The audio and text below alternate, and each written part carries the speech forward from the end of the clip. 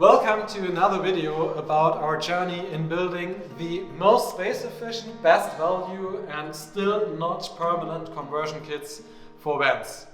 So in the end you have not only your daily van but also a camper van, both in one car.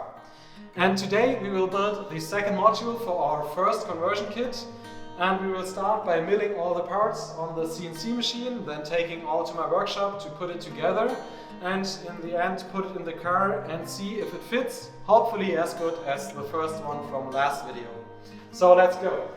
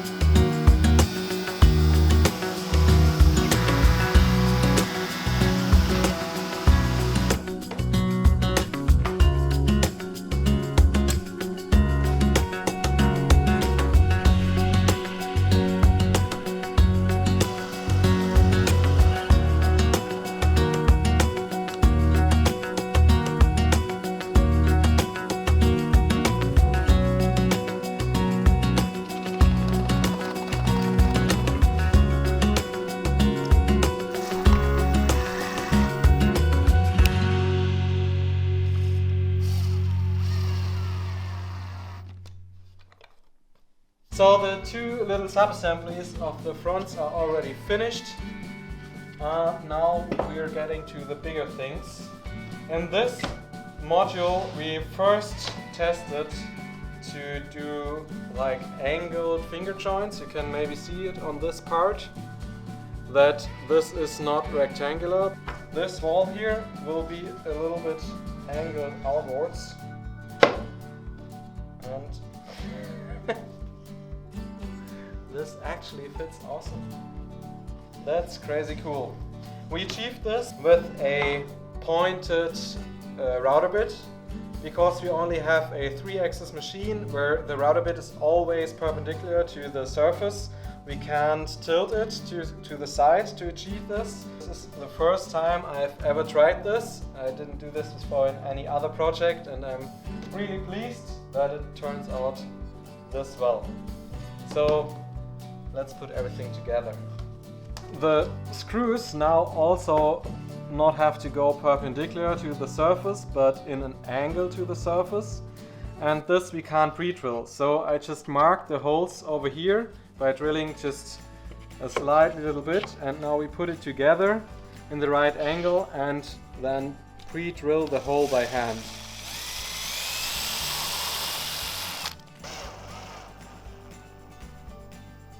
Now that the first screw is in, I will pre-drill from underneath as well.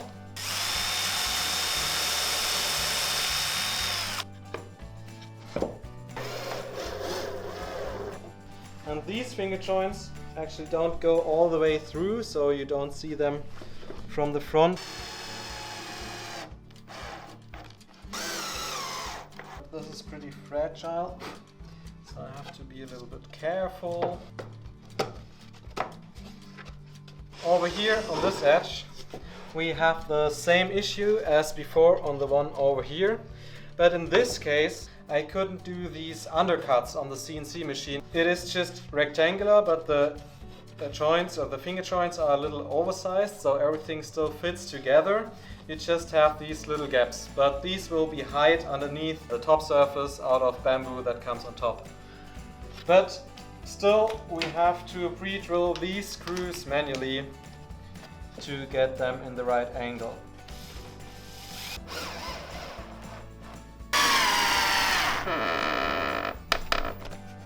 So this goes here, and the other one goes here.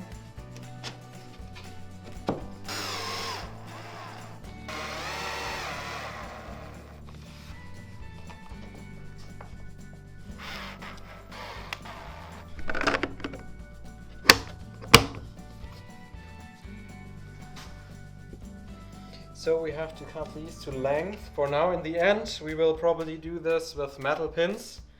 I've actually already ordered them, but they are not here yet. So I'll do it with wooden dowels.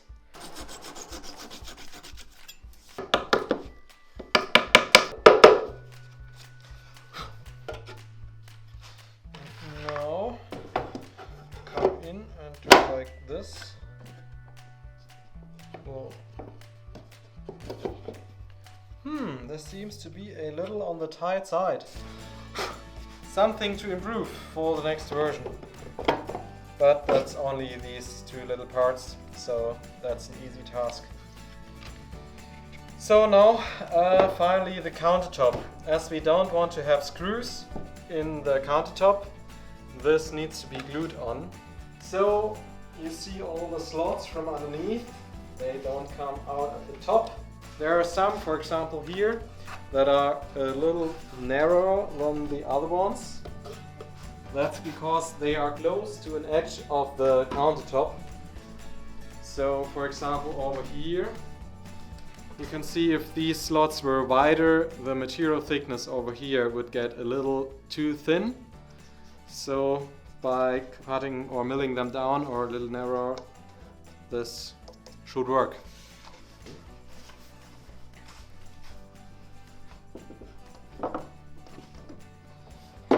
Oh, okay. It actually fits. Nice. Okay. Before I push this in all the way, I will put on some glue.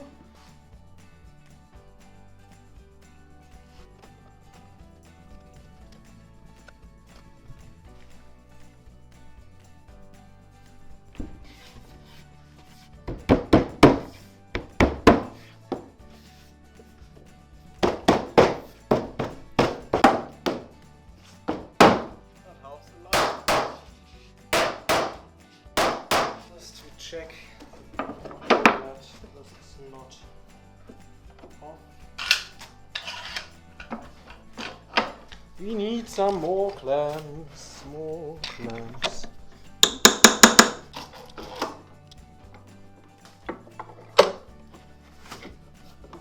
This still worked fine. I got it close and tight and everything together with the help of these clamps. Of course, not all of you have so much clamps at home to do this if you build it your own. So in the end I will make the tolerances a little bigger so it goes together more easily, and you just need some weight to put on top of it, a few water bottles or something to hold it tight during the glue is drying. So this works, but it will work better in the end. While the glue is curing, I can test this front if it works. We had some problems before, but let's take a look. Here it goes into the pins and locks in place. There's just one issue because we don't have a proper Anschlag. I don't know the English term, like something the front can go against. Right now it's just jamming the top edge with the countertop. That's not ideal, and of course this would make a lot of noises while driving. So this is something we need to improve. So we can test this as well. It still is exciting if the locking mechanism fits the hole over here in the countertop. So this, if this has, we can take off all the clamps. So before we put the two modules in the car now to see if they fit, we have to actually drill some holes in the first module to connect the two modules together. Because when we built the first one, the second one wasn't designed, so we didn't know where to put these holes. But now that we have both, we already put them with the CNC machine in the second module. That means we can just have a look in the CAD model where these fit on top of each other and then transfer the holes from the second module to the first module to connect them. Oh, these are exactly 80 millimeters.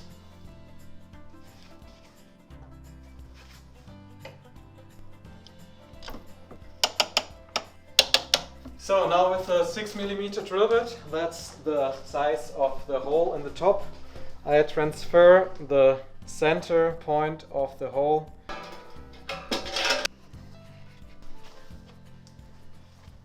And there's one.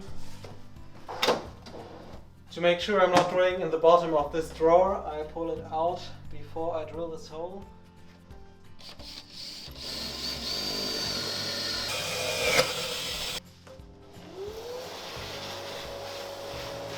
Unlike in the version we built manually, in this version, or from now on, we will probably use these parts with a wooden thread on the outside and a metal thread in the inside. That we will screw in one module, so we only need one screw from one side through the other module to connect the modules. So this will make assembly or putting it into the van and taking it out much easier. Okay, so let's open the car first.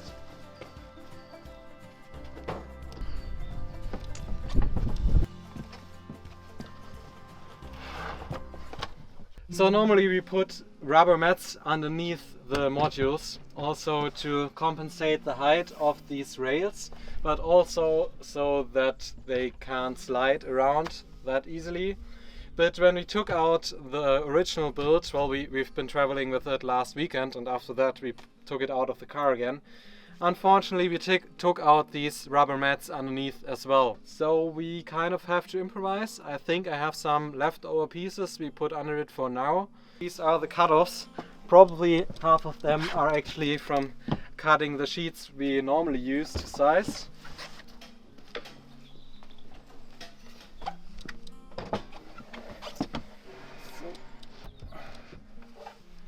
Somewhere here. This looks pretty nice. We're using these 4 screws to put them together.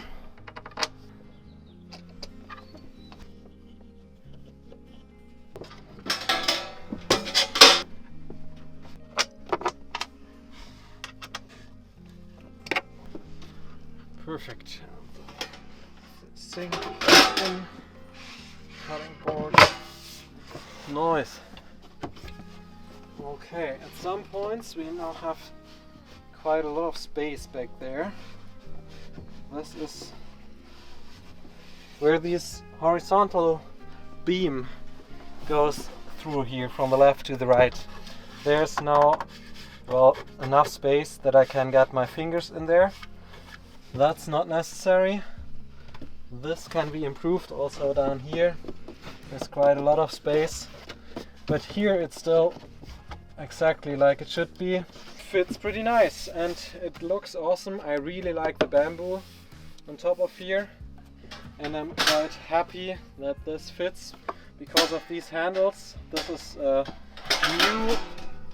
In our original version I actually welded on a handle over here, but as I don't want to sell my weld jobs that are not perfect, far from perfect, I found this solution where the handles are built into this sink. This, by the way, is a standard part from the gastronomy business. I don't know, like big cafeterias, and so use these to serve their food, or at least to carry their food.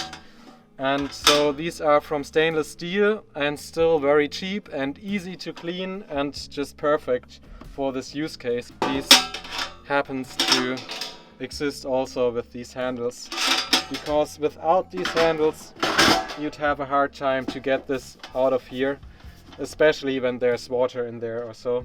This all seems to work really nice. There's one thing we actually still need to test, because we didn't test yet if we can fold down the backrest. And this is pretty important. This also causes the strange shape over here. And well, this works perfect, I guess. This seems to be the ideal clearance. Nice. The second module is finished. I'm really pleased with it. There's just one little issue that I need to take care of, that should be an easy task. So let me know what you think about this in the comments. And in the next video we will make the third module, of course. That's the first one that goes in the back. So stay tuned for this, and thanks for watching.